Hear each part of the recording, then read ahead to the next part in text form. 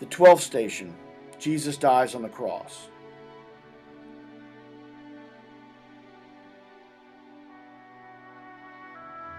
From the Gospel according to John. Pilate also read a title and put it on the cross. It read, Jesus of Nazareth, the King of the Jews. Many of the Jews read this title, for the place where Jesus was crucified was near the city, and it was written in Hebrew, in Latin, and in Greek. From the Gospel according to Matthew.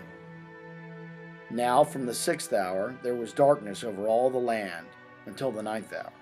And about the 9th hour Jesus cried with a loud voice, Eli, Eli, lama sabachthani, that is, my God, why have you forsaken me? And some of the bystanders, hearing it, said, This man is calling Elijah. And one of them ran up at once and took a sponge, filled it with vinegar, and put it on a reed, and gave it to him to drink. But the others said, Wait, let us see whether Elijah will come to save him. And Jesus cried again with a loud voice and yielded up his spirit. When the centurion and those who were with him, keeping watch over Jesus, saw the earthquake and what took place, they were filled with awe and said, Truly, this was the Son of God.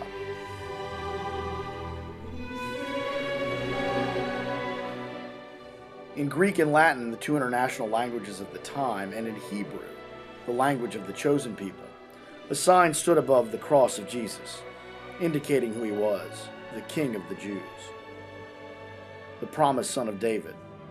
Pilate, the unjust judge, became a prophet despite himself. The kingship of Jesus was proclaimed before all the world. Jesus himself had not accepted the title Messiah because it would have suggested a mistaken human idea of power and deliverance.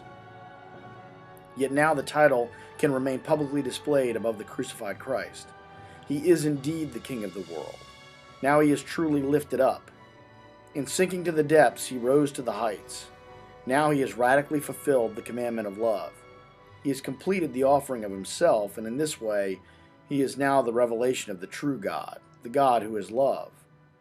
Now we know who God is. Now we know what true kingship is. Jesus prays Psalm 22, which begins with the words, my God, why have you forsaken me? He takes himself the whole suffering of the people of Israel, all of suffering humanity, the drama of God's darkness, and he makes God present in the very place where he seems definitively vanquished and absent. The cross of Jesus is a cosmic event. The world is darkened when the Son of God is given up to death. The earth trembles. And on the cross, the church of the Gentiles is born. The Roman centurion understands this and acknowledges Jesus as the Son of God. From the cross he triumphs ever anew.